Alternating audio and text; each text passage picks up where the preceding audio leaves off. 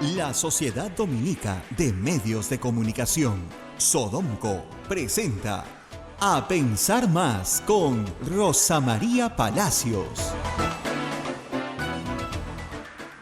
Bien, señoras y señores, muy buenos días, bienvenidos a Pensar Más con Rosa María Palacios a través de las emisoras de la Sociedad Dominica de Medios de Comunicación. La Sociedad Dominica de Medios de Comunicación está integrada por Radio Santa Rosa en Lima, 1500 kilociclos en la amplitud modulada, 105.1 en la frecuencia modulada al sur de nuestra capital. Radio Santo Domingo en Chimbote, Radio San Martín en Arequipa, Radio Veritas Cusco, Radio Cepagua Ucayali, Radio Quillabamba en la Convención, donde nos ven por su plataforma televisiva, y Radio Madre de Dios en Puerto Maldonado, donde nos ven y nos escuchan.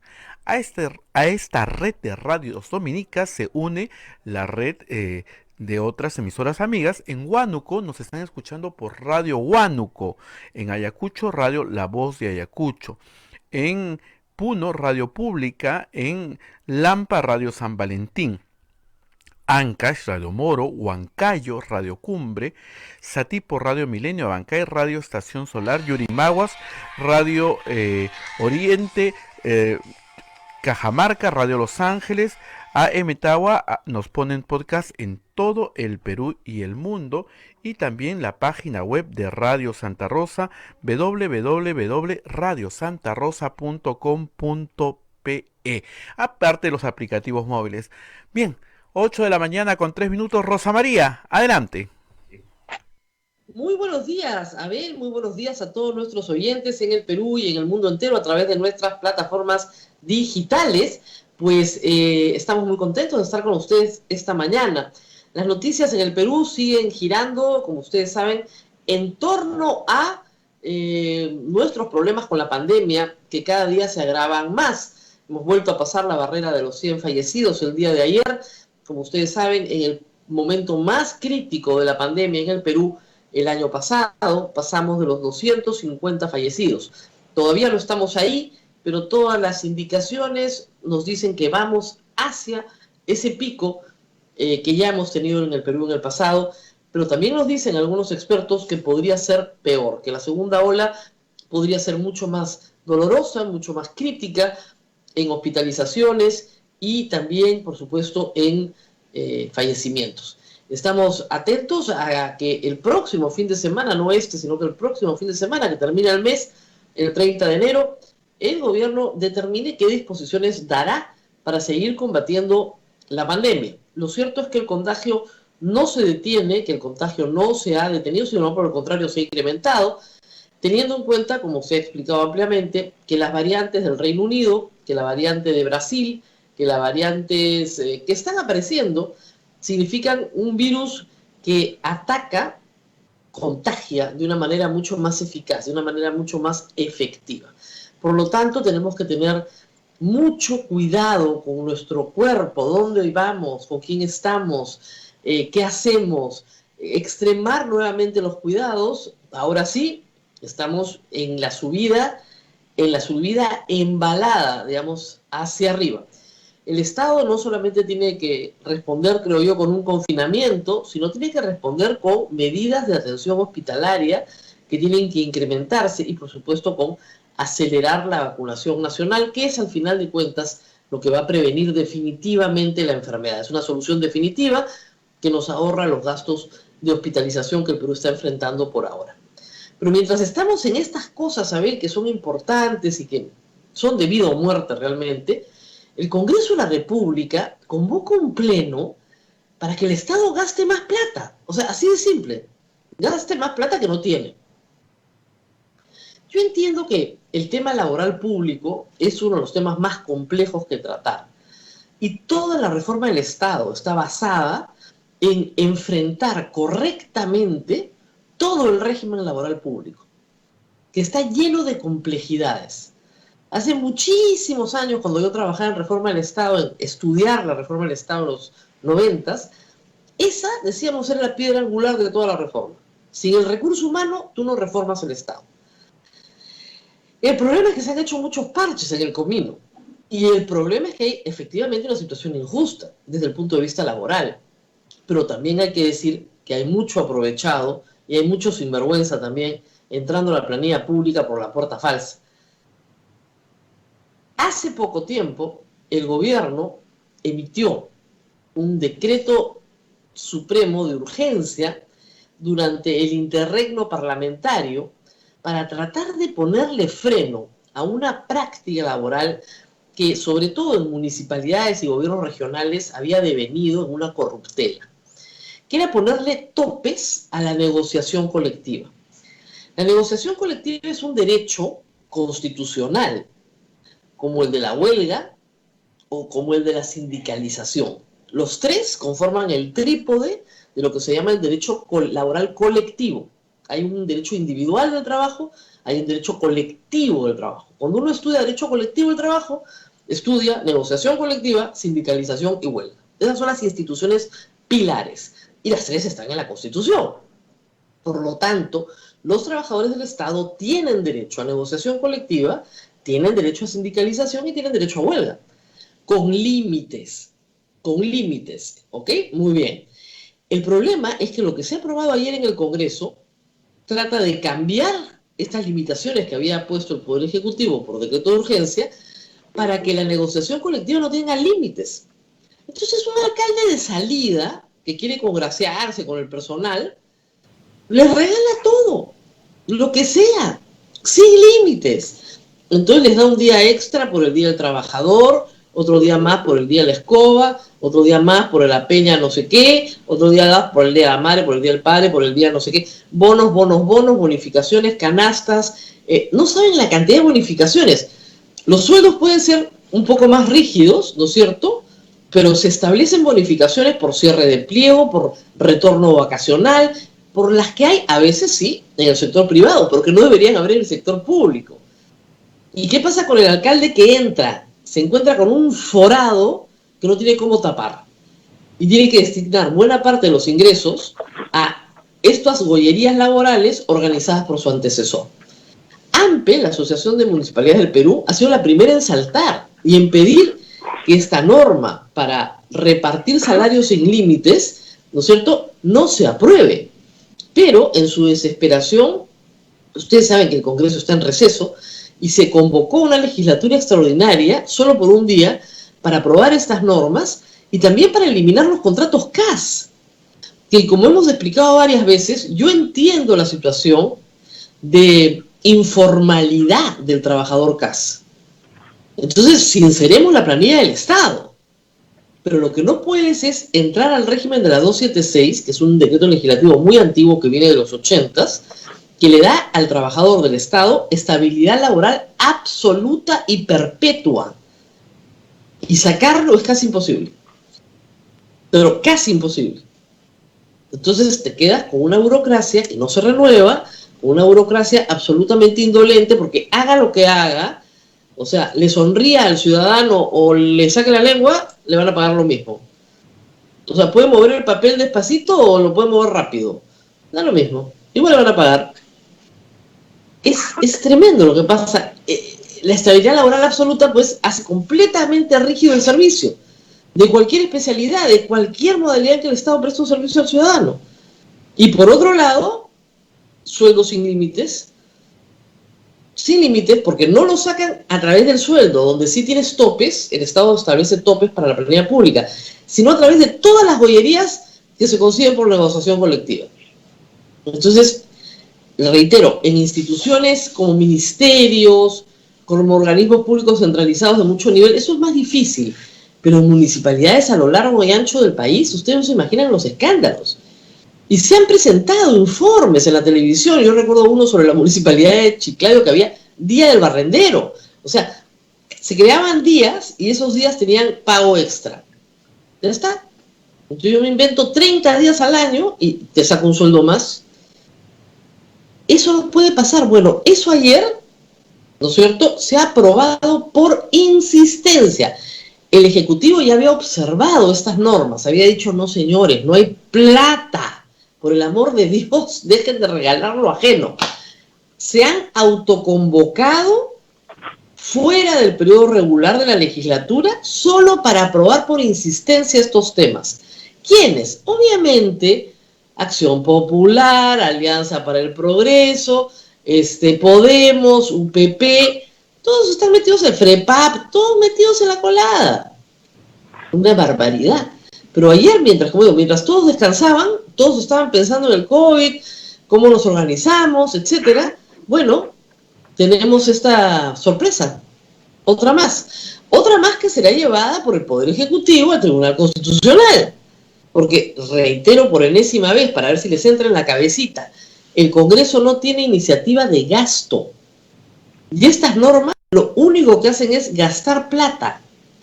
Ya se volaron la de ascensos automáticos en el sector salud, la declaró inconstitucional el Tribunal Constitucional.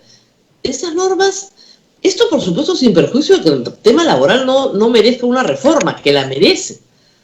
Porque 10 años después de servir, hay que comenzar a discutir por qué servir no es ahora, digamos, el régimen de servir no es el sistema para todos y es más bien la excepción. ¿Ok? Pero aparte de esta historia, hay que discutir, ¿no es cierto?, si el Estado está para seguir gastando plata. Primero se querían tirar la plata de los pensionistas, repartiéndola a todo el mundo. Después querían tirarse la plata del presupuesto de salud, dándole ascensos automáticos a todos. Después quieren tirarse la plata del presupuesto nacional y a todo el presupuesto nacional, contratando a sus centenados, a sus primos, a sus amigos, todos con puestos permanentes, absolutos, fijos para siempre en el sector público, con sueldos sin límites. Ya pues, o sea, están agarrando al presupuesto público de piñata, pero de piñata, a ver qué le liga a quién. Y además he escuchado algunos pedacitos felizmente no he escuchado todo, de la sesión del pleno de ayer. Básicamente se dedicaron a insultar a Martín Vizcarra, al presidente que ellos vacaron, y se reafirman con gozo y alegría en haberlo vacado. Tremendos golpistas, es impresionante. Por eso digo, un golpe de Estado no puede quedar impune, porque cuando queda impune pasan estas cosas. Yo espero con todo cariño que los que entren metan presos a los 105 que siguen causándole daño al Perú y a sus aliados allá adentro. Le siguen causando daño al Perú. No paran, es peor que el virus, o sea, están determinados. Y estos mutan también, mutan en variantes mucho más tóxicas. O sea, después de haberse vacado a un presidente por las puras, en medio de una pandemia, y con todo lo que ya tenían encima en la mochila, ahora de nuevo, leyes a la bestia para perjudicar al fisco y para perjudicar a los trabajadores. O sea, si yo estuviese en este momento en una municipalidad, lo primero que hago es despedir a todos los casos hoy día. Les termino hoy el contrato, para no tener que contratarlos en una planilla permanente. Lo siento, nos quedaremos sin servidores públicos, pero en estas circunstancias no los puedo meter a la planilla. Sería lo más responsable. Van a generar el desempleo probablemente de miles de personas a las cuales les van a decir no les podemos renovar el contrato porque en las condiciones en que nos ha puesto el Congreso los tendríamos que poner en planilla. Eso es imposible. Así estamos. Bueno, Abel, hoy día vamos rapidísimo, se me está pasando el tiempo, a hablar de un pedido urgente que tenemos desde Huánuco. Luego vamos a estar con el señor Roberto Sánchez Palomino, candidato de Juntos por el Perú con el número 1 por Lima, pero antes de estar con él, vamos a este pedido urgente de Huánuco. Huánuco necesita oxígeno. Vamos a entender ahora qué ha pasado, tienen una planta de oxígeno que aparentemente no funciona. Y ya estamos con el invitado. Sí, Rosa María, está Pelo de Ambrosio en la línea.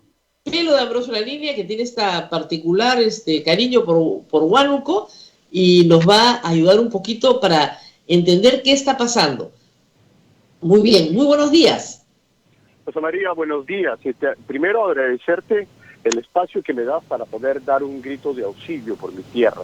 Y antes de continuar, estoy escuchándote hace varios minutos y me quedo sorprendido cómo este país es tan corrupto que ha hecho que los periodistas como tú no solamente tienen que tener un análisis de la actualidad y un comentario sensato, sino tienen que hacer un trabajo de investigación muy al estilo de Exxon y de tantas investigaciones que se ven en la televisión. Felicitarte por el trabajo periodístico y de investigación que haces. Bueno, quiero continuar con lo siguiente. Mi tierra, Huánuco, Rosa María, yo soy huanuqueño, es un departamento con 800,000 habitantes, que cuando empezó la pandemia, yo en la televisión anticipé y les dije, el presidente Vizcarra nos está pidiendo que nos preparemos para recibir al COVID. Y nosotros, ¿qué vamos a preparar si nosotros no tenemos un hospital? Hace 8 años que el hospital Hermilio Baltzán está siendo construido y no se termina. Han pasado 3 gobernadores regionales y ninguno de ellos lo termina. Entonces, los hospitales donde son atendidos la gente con COVID son hospitales, uno de salud que tiene 35 años, que empezó con 10 camas y ahora tiene, si no me equivoco, 50 camas. Y lo demás son hospitales itinerantes y algunos hospitales blancos que se han tenido que implementar para el COVID, porque llegó a un pico de crisis donde morían 19 personas por día. Hoy, en este segundo rebrote, están muriendo 29 personas por día. Y la planta de oxígeno, que tanta publicidad hizo el gobierno regional, está en Huánuco, pero no puede ser usada porque le faltan varios implementos que no permiten que esa planta se prenda. Es como si no la tuviéramos. Segundo, el credo falso que da las autoridades en estadísticas es totalmente alejada de la verdad. A la ministra Macetti le hacen llegar estadísticas que no se ajustan a la verdad, y las autoridades salen a decir que todo está hermoso en Huánuco, que es el mejor clima del mundo y que aire no so. Mentira, mentira. La gente hace cola y en la cola se mueren. Rosa María, mi grito es, necesitamos una planta de oxígeno prestada, que la lleven a Huánuco para solucionar el tema. Tenemos un isotanque en salud que no abastece. Cuando decimos no hay oxígeno, sí hay oxígeno, tengo un isotanque, pero es un isotanque que no puede cubrir la demanda y la desesperación de 800,000 personas del departamento de Huánuco. Entonces, cuando yo hago un llamado, se lo hago a la ministra, porque somos un pueblo invisible para el gobierno. El presidente que acaba de salir también en sus ruedas de prensa nunca mencionó a Huánuco. Es como si quisieran vengarse de Huánuco, como si Huánuco hubiera hecho daño al país. Nosotros hemos sido un pueblo azotado por el terrorismo, no tenemos industria, no tenemos canon, no tenemos nada, y encima tenemos que estar sometidos a la indiferencia del gobierno, a la desatención, a la mentira de nuestras autoridades y a ser invisibles. Somos invisibles para el gobierno. Pero dime, el padre Félix, la iglesia también los está ayudando en esto. ¿Cuál ha sido el papel de la iglesia? Porque yo recuerdo que hemos pedido antes para Oxapampa, hemos pedido también, y ha dado resultado.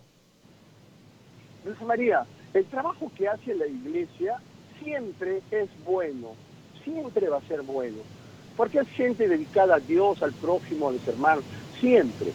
Pero ¿qué pasa? Llega un momento en que de alguna manera la ley, la resolución, el decreto le pone una piedra por donde no pueden avanzar más.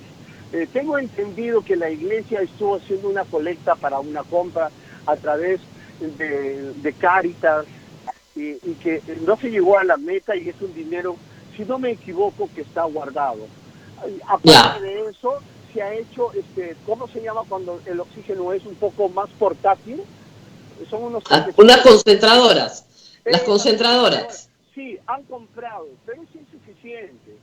Es insuficiente.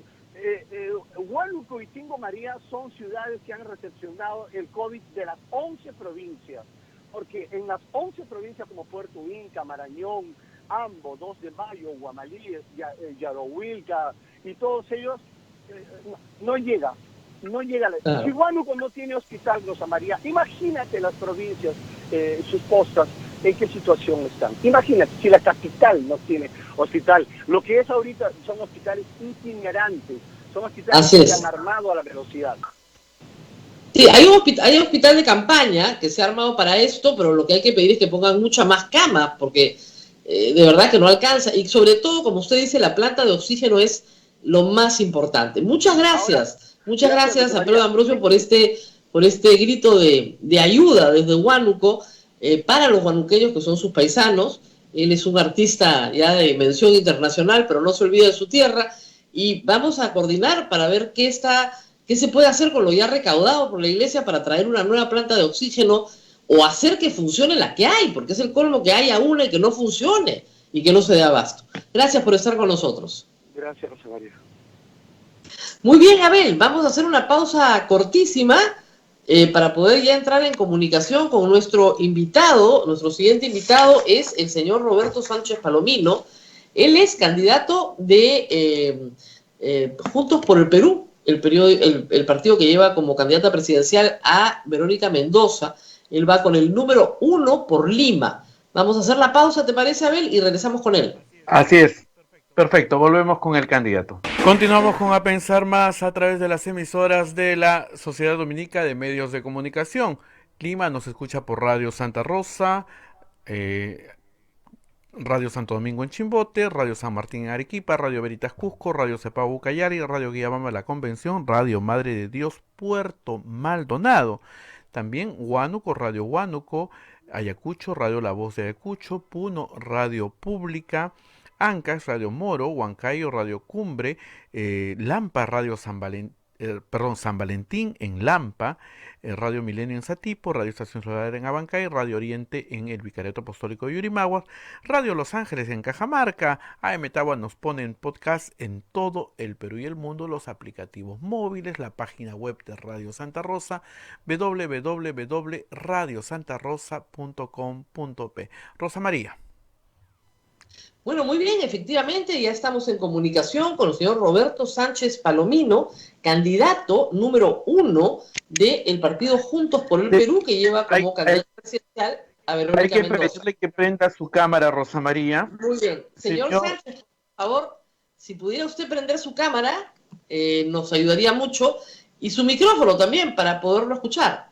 Me parece que no ha prendido ninguno de los dos. Lo veo conectado, pero no veo ni su cámara ni su micrófono. Señor Roberto Sánchez, ¿nos escucha, por favor? Parece que no nos escucha. Sí. A ver, Rosa María, vamos a solucionar este problema acá. Continúa, por favor, un ratito. Sí, no, tenemos que conversar con él, es muy importante. No nos queda mucho tiempo para las elecciones. Ustedes dirán, no, todavía son el 11 de abril. El 11 de abril está a la vuelta de la esquina. Nos queda febrero, una semana de enero, febrero, que es un mes corto de 4 semanas, ahí van 5, marzo con 4 semanas, 9 y una semana de abril. A 10 semanas de las elecciones, la campaña está bien fría, la verdad. De hecho, sea de paso, hay que decirlo. La campaña está helada. Yo creo que están todos muy preocupados, y no sin razón, por el COVID, por si vamos a un confinamiento, por si nos quedamos nuevamente en casa, qué medidas se están tomando, qué medidas se van a tomar, por un Congreso que hace tonterías como las que he explicado hace un momento. En fin, hay otras preocupaciones en el ambiente, y veo que la campaña todavía no despega. Las últimas encuestas del domingo que comentábamos durante la semana nos hablan de una foto muy parecida desde octubre hasta hoy. Y una foto en la que en realidad la votación está muy atomizada, muy dividida, nadie tiene un liderazgo claro, incluso el señor Forsyth con 17%, está muy lejos pues de los 20, 30 puntos que tenían antes los candidatos en un enero cualquiera, ¿no? En el 2001, en el 2006, en el 2011, teníamos candidatos con más de, en el 2016 incluso, teníamos candidatos con más de 20 puntos en enero. ¿Dónde están? Ese es el problema. El problema es un poco de apatía, un poco de indiferencia, un poco de preocupación por otras cosas, en medio de una pandemia, por cierto, que hace que la campaña no prenda, ¿no? Y los candidatos que la verdad, hasta el momento no logran conectarse con el electorado. Tenemos a Forsyth primero con 17% y luego Keiko Fujimori prácticamente empatada con Verónica Mendoza, 8 y 7% cada una, y al resto un pelotón que está en 5%. Una encuesta que tiene un margen de error de más o menos 3%, pues en el pelotón están Julio Guzmán, Hernando de Soto, Acuña está un poquito más abajo. La verdad es que la cosa no calienta. Vamos a ver si ya podemos hablar con el señor Roberto Sánchez, Abel. ¿Lo tenemos en línea? Veo que aparece su conexión, pero no lo veo ni a él y es necesario que prenda su micrófono, que es lo que Sí, no... le estamos pidiendo que prenda su cámara, Rosa María, pero no sé si ya le hemos escrito, estamos todo eso, pero a ver, vamos a ver, señor Que no nos Roberto, pase, por que favor, no nos prenda pase su como cámara ayer, para que poder yo no prendo la dialogar cámara. y poder enterarnos de todos los proyectos que tiene el señor Sánchez, candidato con el número 1 por el Lima, Y por además, Juntos por el Perú. y hay que decir además que es presidente del partido. Él es el presidente del partido Juntos por el Perú, no Verónica Mendoza. Así que vamos a conversar un poco también sobre su partido, sobre la constitución de su partido y otros asuntos, pero si no logro hacer la conexión, Abel, imposible hacer la entrevista. ¿Cómo haríamos, como dicen? Yo sé que Julio César está desplegando todo su conocimiento técnico para lograrlo, pero estamos en serias dificultades. Bueno, y esto muestra las dificultades que vamos a tener durante la campaña. Por eso le pedimos a todos nuestros potenciales invitados, reitero, son solo 10 semanas, nosotros solo tenemos 50 programas de aquí hasta el 11 de abril.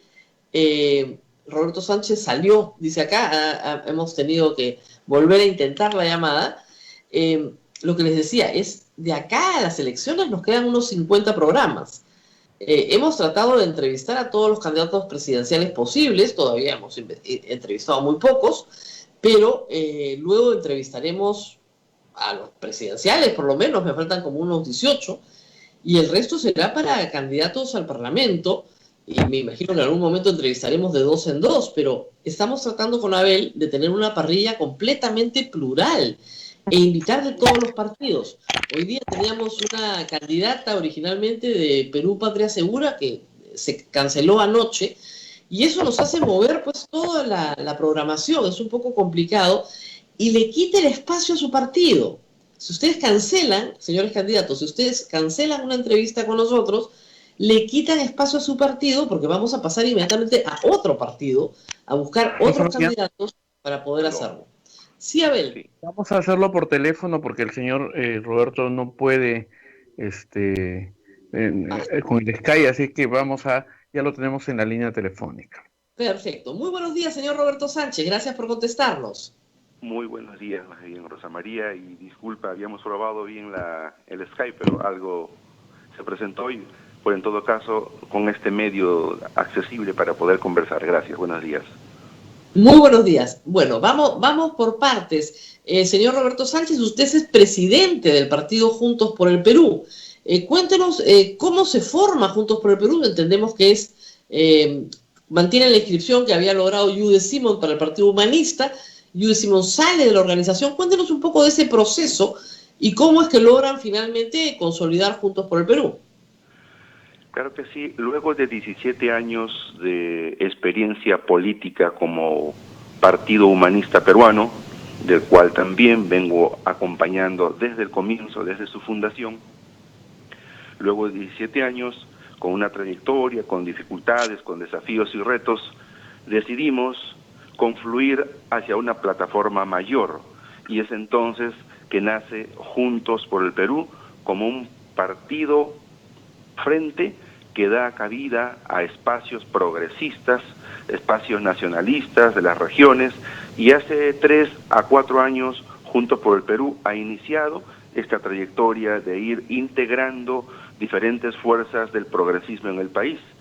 De allí que con Nuevo Perú hemos empezado un camino de menos a más a elecciones de gobierno locales, en las anteriores elecciones complementarias excepcionales, y esta que ahora nos tiene además con otras 25 organizaciones sociales, culturales, identidades políticas a lo largo de todo el país, que hacen que nosotros digamos y nos titulemos como un partido, un movimiento de todas las Andes.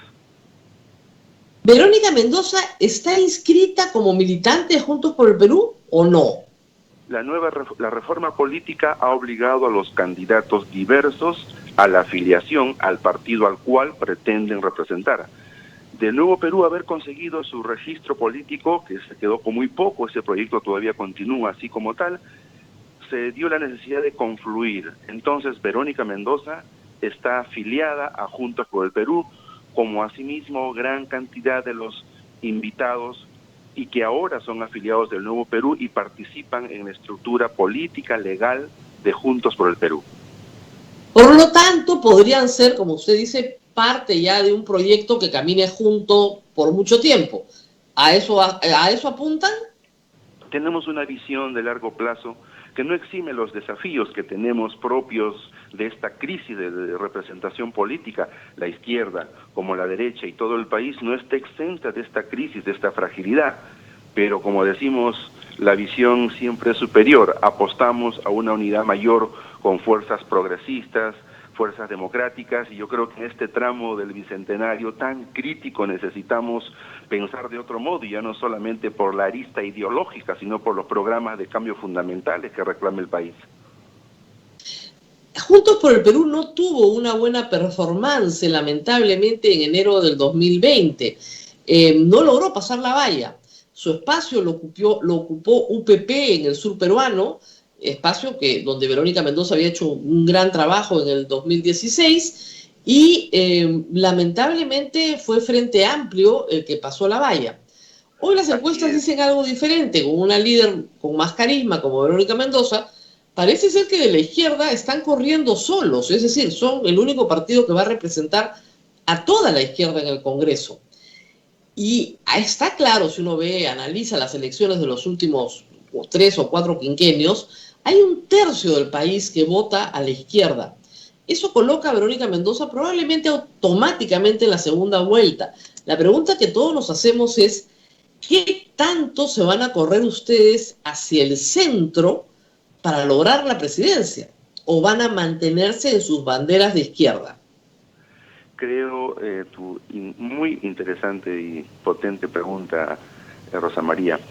Ciertamente, en esta época tan crítica, mira, todas las crisis se han superpuesto, la crisis política, económica, moral, sanitaria.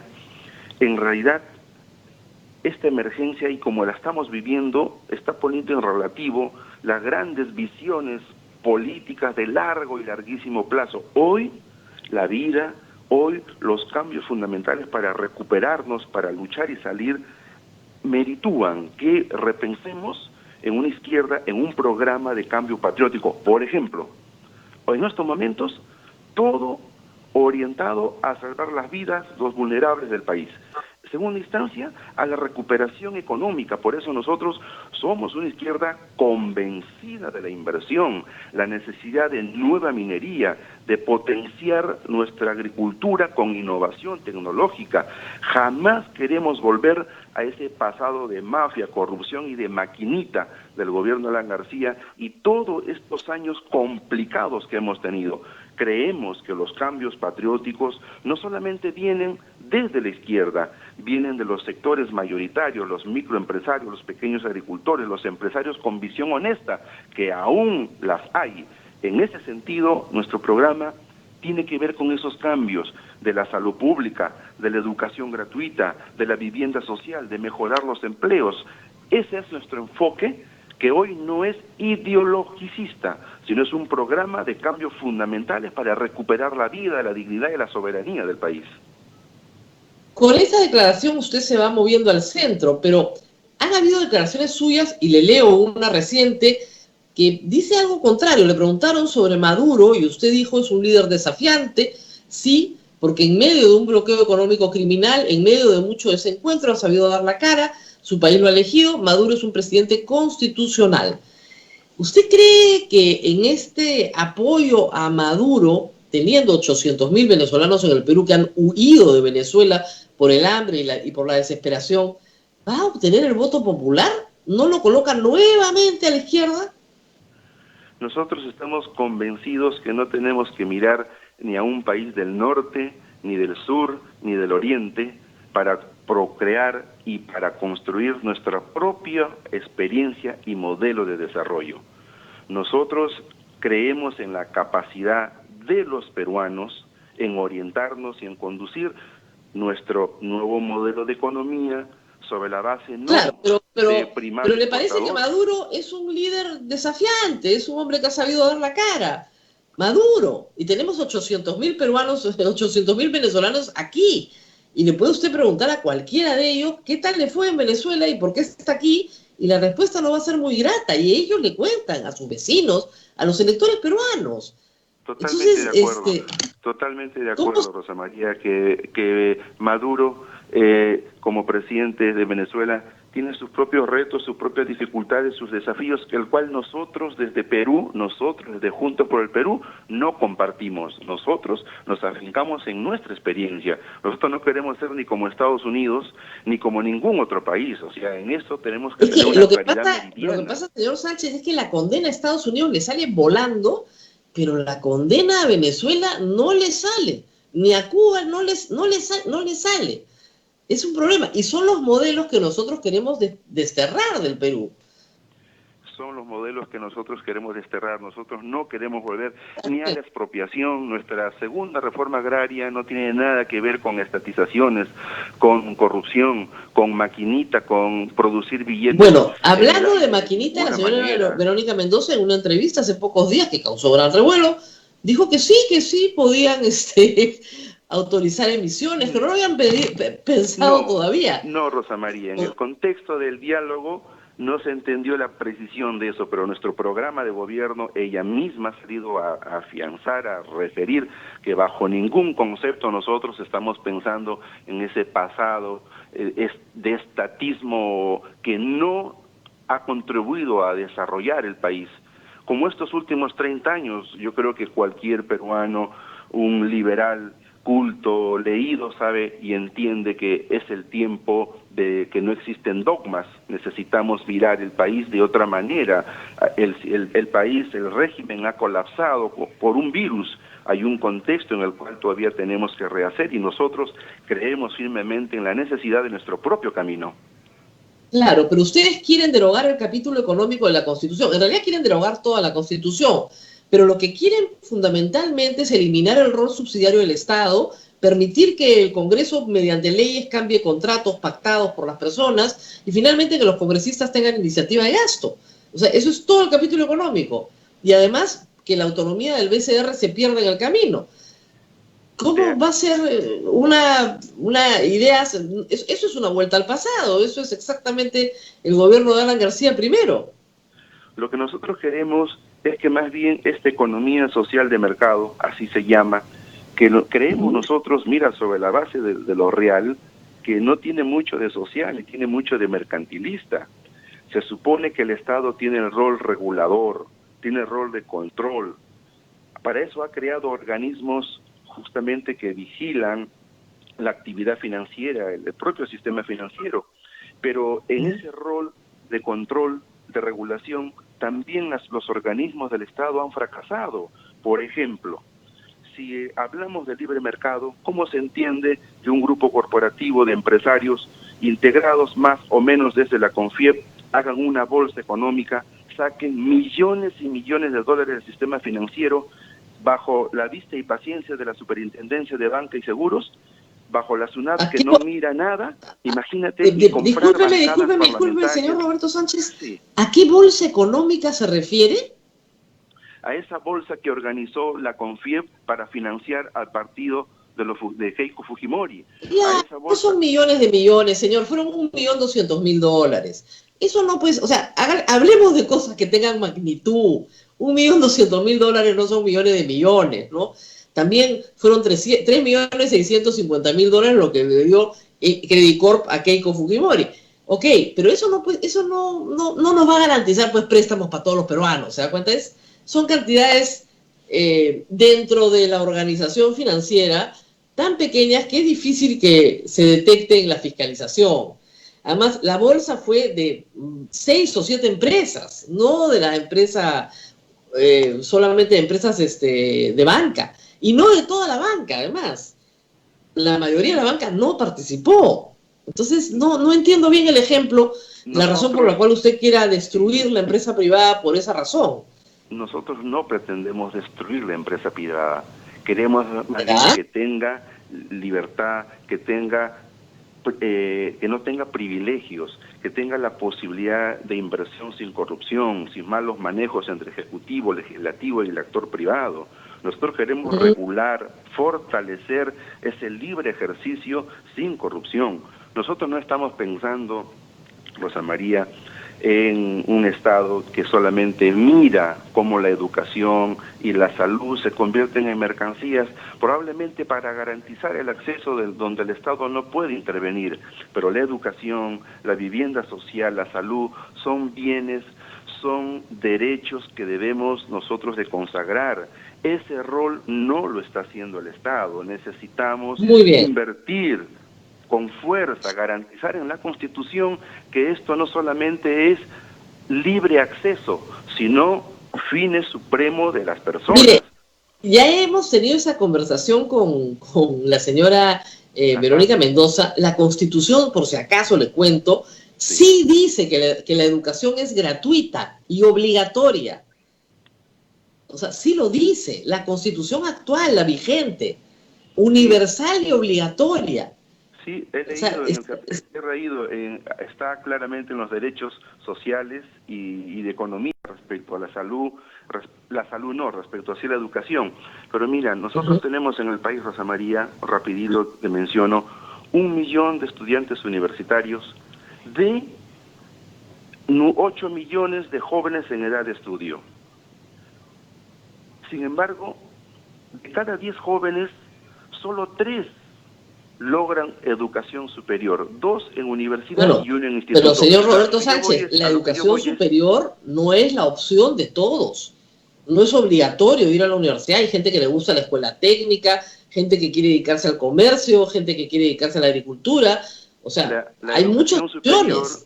Sí, la educación superior también conceptúa a la universidad y a los institutos, porque es la educación la herramienta para superar la pobreza, y eso no es lo que se está haciendo en el país. Por supuesto, pero no, digamos, no es, yo sé que es una oferta electoral muy atractiva, ¿no? Pero la universidad no es para todos. Hay gente que no desea ir a la universidad, que no desea, que tiene otras aspiraciones, otra vocación, otras necesidades. Totalmente de acuerdo. Pero obviamente lo que tiene que estar abierto es el acceso, pero no la obligatoriedad. En cambio, la educación básica sí tiene que ser obligatoria. ¿Por qué? Porque tenemos una sociedad donde nadie sea analfabeto, donde nadie deje de entender, ¿no es cierto?, por ejemplo, la propuesta de un candidato a la presidencia de la República por el cual tiene que votar. Entonces, la educación básica sí es obligatoria, hasta quinto de media en el Perú es obligatoria, pero usted no puede hacer de la universidad una obligación. No. ¿O le parece que debería ser obligatoria la universidad? No lo planteamos como una obligación, lo planteamos como una necesidad de inversión en el principal capital humano del país, que son sus jóvenes. Claro, pero se da cuenta que el tratamiento constitucional no puede ser el mismo. Totalmente de acuerdo. Lo que yo te grafico es la inequidad, es ese abismo tan grande que existe en una educación básica regular que no nos prepara para la vida ni para la empleabilidad. Nosotros creemos que el ingreso a la universidad pública tiene que ser de libre ingreso, sin necesidad de exámenes de admisión. Hay experiencias en el mundo. Bueno, es que hay el tema de la meritocracia, ¿no? O sea, ¿por qué el muchacho que más se esfuerza no va a ver premiado su esfuerzo con un ingreso a la universidad, y el que no estudia nada, el que no se esfuerza, tiene la misma recompensa? Tiene que haber un poco de mérito, ¿no le parece? Claro que sí, y eso es lo que no existe hoy. Si de cada 10 ¿Cómo que jóvenes, no? mira... Usted es sanmarquino, entrar a San Marcos es dificilísimo. Es un privilegio de un granito de arena sobre todo el mar. Eso no debe de ser. Usted lo ve como un privilegio y yo lo veo como un premio al esfuerzo. Yo lo veo como es un derecho para el que desea seguir esa ruta, pero las oportunidades basadas sobre el tema económico no lo son para todos.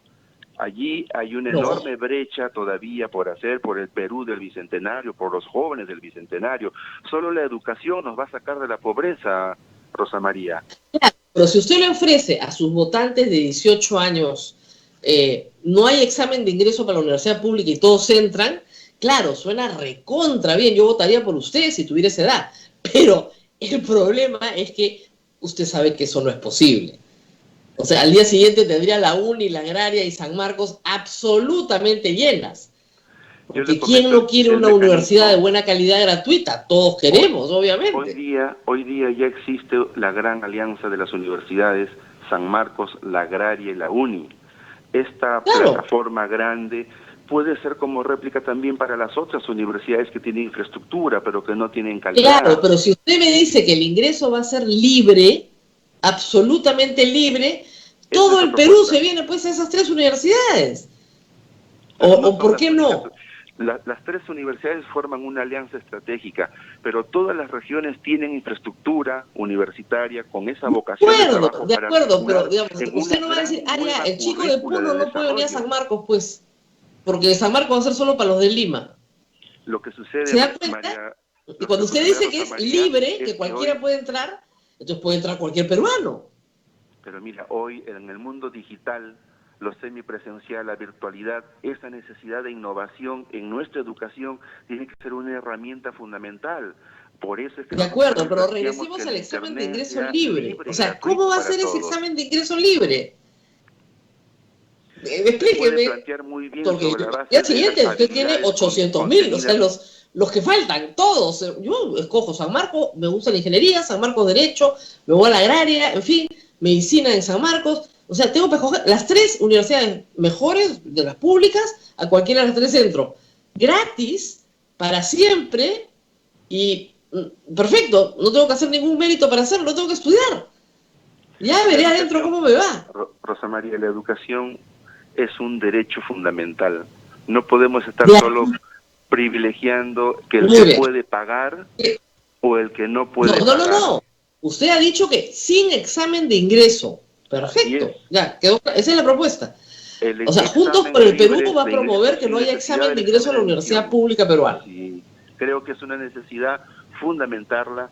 Nosotros tenemos una plataforma, se lo puedo plantear a detalle, de cómo estamos pensando que ese derecho, debe ser, Perú del Bicentenario, escúcheme, lo más populista que me han ofrecido desde que empezamos a cubrir la campaña.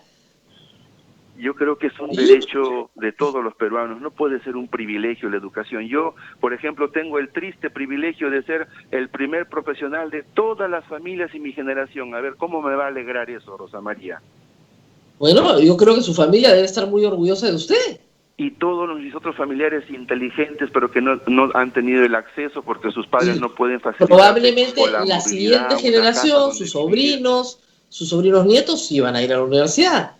Pero uno de 2000 es imposible. Estoy segura. Hay que democratizar. ¿Sus hijos no van a ir a la universidad? Yo estoy segura que sí. Seguramente sus nietos también y los hijos de sus sobrinos también. 40 años no puede esperar mi familia, todas mis familias, por un profesional. Yo que soy San Martín, ya pasó, pues. Ya ahora ya hay más acceso y estoy segura que su familia va a poder hacerlo. Estoy segura que sí. Hay que abrir la cancha, porque mira cómo está la universidad pública, Rosa María. 144 universidades, muchas sin licenciamiento, la calidad ha hecho una tontería, y nuestros jóvenes y nuestro país todavía en pobreza, apostando a otros elementos. Las públicas han logrado licenciarse todas menos una. De las públicas se han licenciado, el Estado puso más plata y se licenciaron todas, menos una, con gran resistencia al principio, pero al final se licenciaron. Y fue una buena cosa para todas, ¿ah? La verdad que sí. Este bicentenario, Rosa María, debe ser de la educación. Ya hemos probado 30 años. ¿Qué piensan de SUNEDU, del régimen de licenciamiento?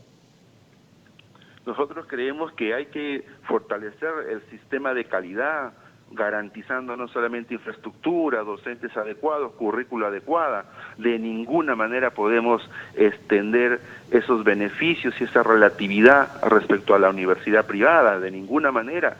Igual la universidad pública, no solamente hay que crearlas por crear, cada pueblito tiene su ley y su propia universidad, de ninguna manera. La educación en el Bicentenario tiene que ser vista como una prioridad del Estado, Rosa María. No podemos. Pero usted no quiere, usted quiere una universidad de calidad sin examen de ingreso. No sé cómo lo va a hacer, ¿ah? Mira Argentina, mira Europa, mira otros países donde no necesariamente, Rosa María, es así. Necesitamos abrir la cancha, garantizar el acceso, jugar con los jóvenes. Ahora, en el tema de COVID, veo en su biografía que usted ha estado en el comando COVID del Norte Chico, como psicólogo social. Justamente lo que ha faltado, creo yo, es ciencias de la conducta, como una herramienta, ¿no es cierto?, de prevención. ¿Cómo ha sido la experiencia suya en el norte chico? Cuéntenos un poco en el manejo del COVID. Ciertamente estuve toda la emergencia sanitaria, excepto por la renuncia ahora por la responsabilidad política en la candidatura, pero hay una gran complicación entre toda la articulación de nuestras autoridades, gobernador, alcaldes, director de la red de salud, la sociedad civil en su contexto.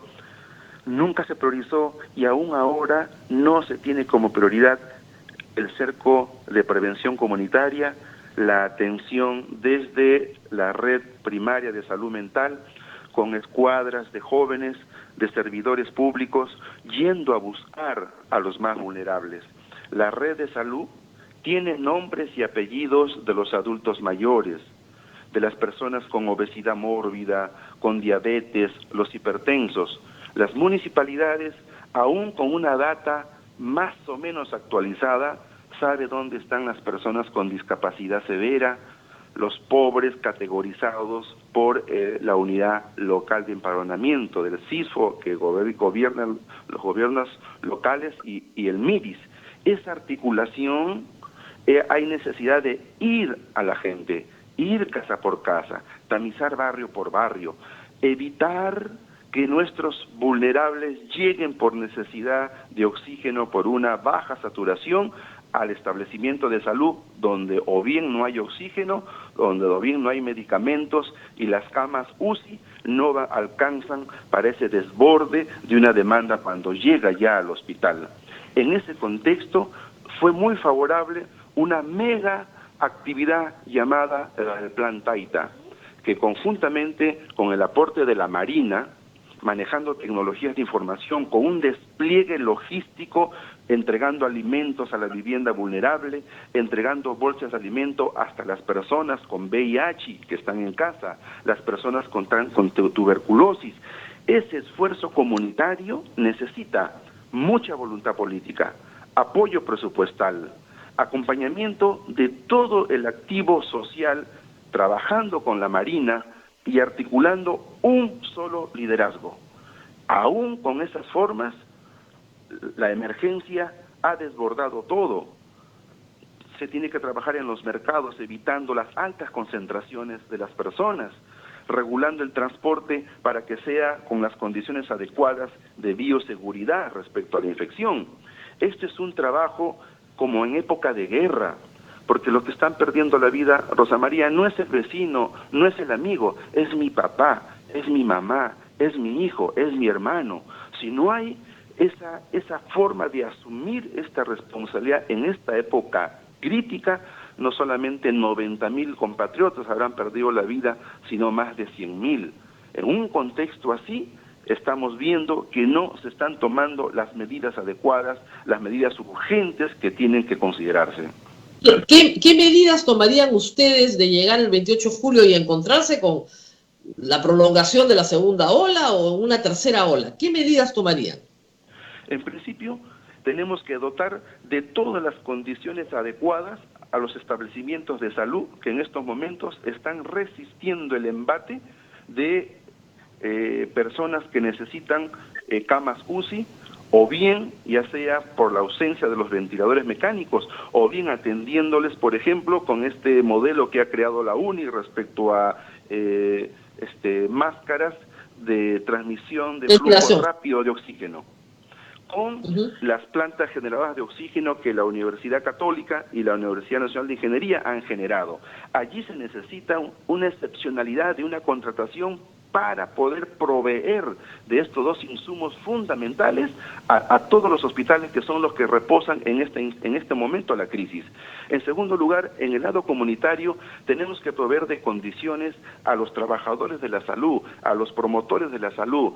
Sé de que es muy crítico en muchos gobiernos locales y regionales el concepto y el fenómeno de la corrupción que atraviesa transversalmente a todo el Estado. Pero tenemos que tener la capacidad de dialogar y articular. Esto no lo va a poder resolver solo la Dirección de Salud, no solamente lo va a poder hacer el alcalde, tiene que estar también el párroco de la ciudad, las organizaciones sociales, los comités cívicos, articulados para defender sobre la base de... Si Verónica Mendoza fuera presidenta y usted fuera parte de su gabinete hoy, ¿mandarían a un confinamiento obligatorio a todo el país? La cuarentena focalizada, Rosa María, es una necesidad. Tenemos que hacer en estos momentos evaluación sobre el mapa de calor para identificar qué regiones deben de ir a un confinamiento rígido. No podemos esperar más. Usted es postula por Lima, por cierto, pero es de Huaral. Su zona, Lima Norte Chico, digamos, cerca a Lima. ¿Cómo ve la situación? ¿Usted mandaría a sus paisanos a un confinamiento? Sí, Rosa María. Yo sé de lo que significa en el tema económico, en el impacto económico, social, de una urgencia y una emergencia de esta naturaleza. Pero yo no puedo poner al mercado por encima de miles de personas que van a morir. Es más, el mejor momento de prever la defensa justamente de esa economía son decisiones rápidas. Una decisión de confinamiento de 15 días, de 10 días, puede ser fundamental en cortar la cadena de transmisión. Luego... Solo lo haría por 15 días, nada más. Mire, yo creo que los términos propiamente epidemiológicos tienen que ser discutidas en el comité epidemiológico. Yo no soy epidemiólogo, yo le comento a usted, a ti, Rosa María, como un gestor social, como un servidor público que ha trabajado con la comunidad, interactuando con el director médico, con los médicos de UCI, con el trabajador social, el dirigente, el enfermo, la familia. En ese sentido, creo que sí tenemos que ir en algunas localidades a esta necesidad de confinamiento. Yo soy de Huaral. Ahora, he trabajado como psicólogo social, usted no es epidemiólogo, pero es psicólogo social, sí. Usted debe haber percibido el daño que ha hecho el confinamiento en la salud mental de millones de peruanos, o no lo ha llegado a percibir bien. Totalmente, Rosa María. Pero dime, por lo menos, aún en estas condiciones, tenemos el futuro esperanzador de poder recuperar nuestro bienestar. En cambio, cuando has perdido a tu papá, a tu mamá, a tu hermano, a tu amigo, vas a perder la vida, ya no tienes posibilidad de... La muerte no tiene solución, pero la vida, aún desafiante como estamos, sí vale la pena. Aquí no podemos sacrificar la vida de los peruanos, los más vulnerables, porque otros sí pueden acceder a comprar oxígeno, a comprar medicamento, a confinarse sin necesidad de la asistencia de la propia autoridad o el país. Nosotros creemos que hay que potenciar por eso las redes de transmisión de alimentación, los comedores populares, las ollas comunes, los vasos de leche. Tenemos que trabajar de ese modo. Yo no digo confinamiento todo el año, no. Es el momento oportuno para cortar esa transmisión de la infección en algunas localidades donde ya se tiene la data de cómo está funcionando. Este es un periodo de guerra. Señor Sánchez, ¿usted se vacunaría? Totalmente. Promovemos nosotros la vacunación, que tiene que ser libre, gratuita, universal. Si bien es cierto, pueden tener cuestionamientos respecto a la efectividad o no, en estos momentos no podemos pedir la perfección. Tenemos que asumir responsabilidades sensatas, razonables, con evidencia científica, y la vacunación de los peruanos es una necesidad. Yo sería el primero que tuviera ya la oportunidad de vacunarme. Le voy a robar una pregunta ya de carácter profesional para la audiencia. Usted como psicólogo, ¿qué consejo le da a las familias en este momento de incertidumbre donde no sabemos si a partir del 30 vamos a un confinamiento o no? ¿Cómo prepararse mentalmente para esa situación?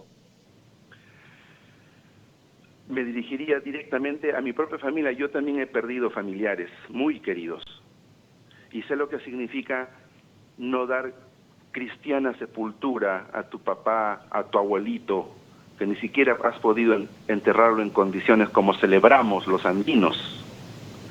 Sin embargo, vecino, vecina, peruano, este es el momento en que tenemos que valorar a los que están vivos todavía con nosotros.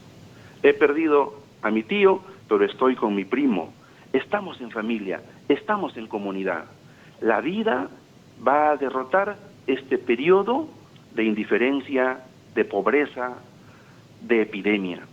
Afiancémonos sobre la base de la solidaridad, cuidemos la vida de nuestros familiares, cuidemos la vida del barrio, protejámonos, busquemos el auxilio necesario si no se tiene.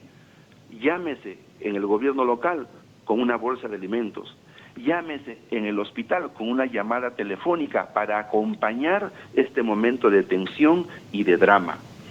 Tenemos que luchar, es una guerra. Hay que mantener, así como hemos sido capaces de derrotar pobreza, enfermedad, miseria, exclusión, hoy con capacidad de alegría, con capacidad de lucha y emprendimiento que nos caracteriza a las y los peruanos, vamos a superar este momento.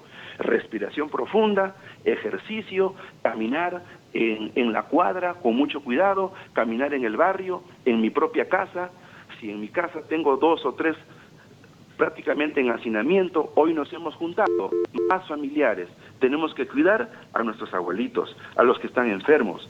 Esta es la forma como, con buena actitud, pensando en positivo, pidiendo al Dios naturaleza, a la Pachamama, al Apu, a todas las fuerzas espirituales también que nos ayuden a remontar esta situación. Vamos con tranquilidad, vamos con serenidad, vamos con la madurez que necesita, porque nuestros hijos nos necesitan, nuestras amistades y familiares nos necesitan. Tenemos un país que nos necesita y vamos a ser capaces de derrotar el periodo más crítico y dramático que estamos viviendo los pobres, los vulnerables en todo nuestro país. Muy bien, muchas gracias. Abel, no sé si haya tiempo para una preguntita del público, porque hoy día es viernes y nos tenemos que ir temprano. Así es. Sí, Rosa María. Rosa María, preguntan sobre el tema del 9 de noviembre, si usted considera, señor Sánchez, si el 9 de noviembre hubo un golpe y si es así, ¿qué va a hacer con los congresistas, con los 100 congresistas golpistas? ¿Pediría una sanción para ellos? Mira, las verdades legales, las verdades administrativas, las verdades políticas. ¿Qué es la verdad en un país tan confrontado, tan frágil, con una anomia en el poder político? La verdad ya no es verdad, a la mentira le dicen verdad. Creo que en realidad necesitamos que nuestras próximas autoridades tengan control social, tengan la articulación de todas las fuerzas vivas del país. Esto no lo salva la izquierda, esto no lo salva la derecha, esto no lo salva el de aquí y el de allá. Esto es una responsabilidad de todos los peruanos demócratas, honestos. Hay que trazar una raya contra toda esa élite mafiosa, de oprobio, que se ha hecho del Estado un botín y de la política un negocio. No, necesitamos un nuevo comienzo patriótico. Claro, y nacional. pero señor Roberto Sánchez, en concreto, para usted el 9 de noviembre, ¿lo que ocurrió fue un golpe de Estado en el Perú? Fue un golpe de Estado. ¿Esas personas, las que participan en este golpe de Estado, merecen una sanción? Merecen la sanción política, la sanción moral de todos los peruanos, indistintamente que van a empezar su lucha del debido proceso, el imperio, la justicia y la ley, que ya sabemos cómo es en el país. Muy bien, pero desde el punto de vista de su bancada, de llegar al Congreso, pues participarán en los juicios políticos que se realicen. Son necesarios, así como hay que ir hasta el fondo del asunto en la lucha contra la corrupción. Totalmente de acuerdo. Muy bien. Porque esa será nuestra orientación. Muy bien. Muy bien, muchísimas gracias al señor Roberto Sánchez, candidato al Congreso Juntos por el Perú, número 1. Nosotros nos vamos despidiendo, número 1 por Lima, por si acaso nos escuchan en todo el Perú, Esta es la lista de Lima. Yo le agradezco mucho haber estado con nosotros. Nos tenemos que ir despidiendo, Abel. Pero gracias, Rosa María. El lunes, por supuesto. Muchas gracias a todos. Muchas gracias. Muchísimas gracias. Muy amable por la atención y ya nos vamos hasta la Basílica del Santísimo Rosario, Rosa María, donde nos está esperando el padre Luis Enrique y el padre Richard también, que nos esperan ahí para la misa. Pero no se olviden el tema de Huánuco, que de verdad estaba impresionante en el primer momento, ¿no? A ver, ojalá que la ministra, el presidente, alguien preste un auxilio a Huánuco. Así es. Bien, muy bien, vamos. Muchísimas gracias, Abel. Nos vemos. Chao, chao. Hasta aquí, A Pensar Más con Rosa María Palacios. Este programa fue producido por la Sociedad Dominica de Medios de Comunicación, Sodomco.